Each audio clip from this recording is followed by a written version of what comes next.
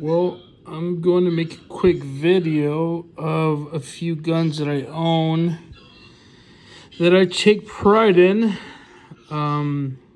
First off, this is a pre-war, I believe, or World War II era Colt Ace magazine service model.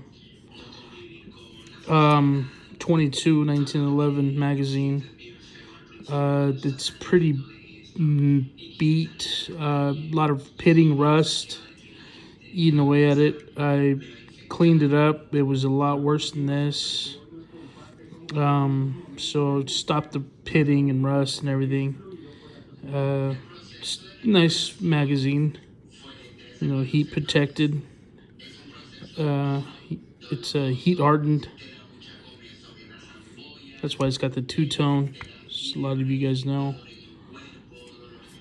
So here's a couple of my Colts, a few of my Colts. I take pride in these because if you guys know, being from California, Colts are not on roster, not any semi-auto at least. The only thing you can buy in California as of now is some Colt Pythons, obviously the new reproduction stuff, some Colt King Cobras, and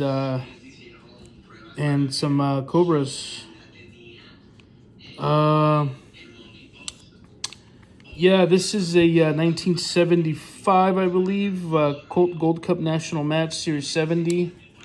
As you guys can tell, it's almost in brand new condition. This thing is pretty nice and well taken care of. I haven't fired it. The previous owner probably did. I haven't. Everything is fully engraved. There's pretty much no wear. Doesn't look like there's too much wear on the barrel.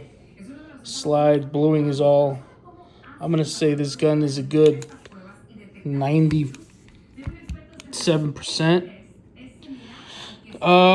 So these are not on roster. The only way you can get these living in California is if you grandfather the gun, which means buying it from a previous owner that has owned the gun prior to the ban in California.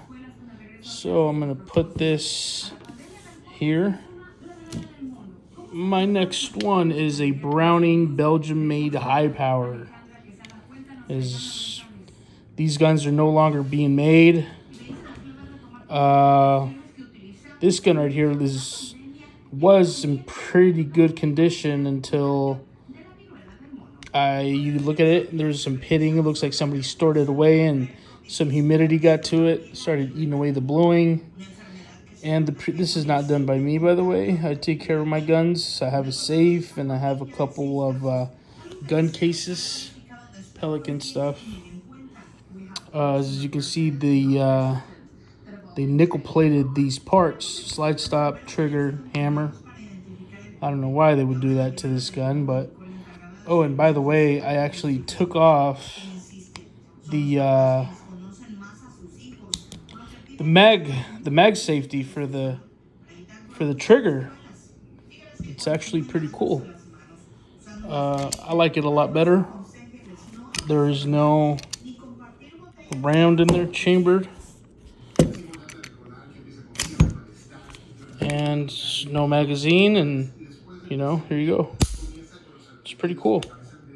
I like the trigger a lot better now with the mag safety. You couldn't pull the trigger. I mean, you could pull the trigger, but it wouldn't release. It wouldn't fire the hammer. It wouldn't drop the hammer if magazine wasn't in there. Now you can. Pretty cool. Next up is this Colt Service Model Ace in 1911. I believe this is like a 1982 or 3 or so. Not really too sure. Can't remember. This thing is in beautiful condition. I fired it about a couple hundred rounds only. I have the original box that came with it, along with its manual and everything. Got it for a killer deal, being from California. I mean, these things go for a premium. Next up is my lightweight Commander This is the reproduction of the 70s. I believe this is a 1976. See how it's got the prefix CLW. This has got some bluing, scratching. It's chambered in 45. Yeah, this is definitely. I love this gun because it's so light. I mean, can't beat the weight on this thing.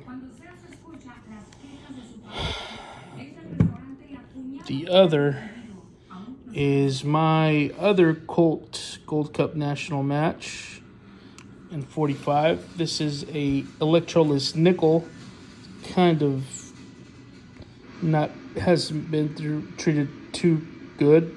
I bought it in this condition. Previous owner shot it quite often, as you can tell by the roll marks, how they're wearing off the MK, IV, Mark IV, and then the C is missing. Yeah, this is definitely a nice one. It's probably the most rare one I have because of the finish on it. Not very many were made. These are hard to come by. Found it here in California. So, yep, that's my guns.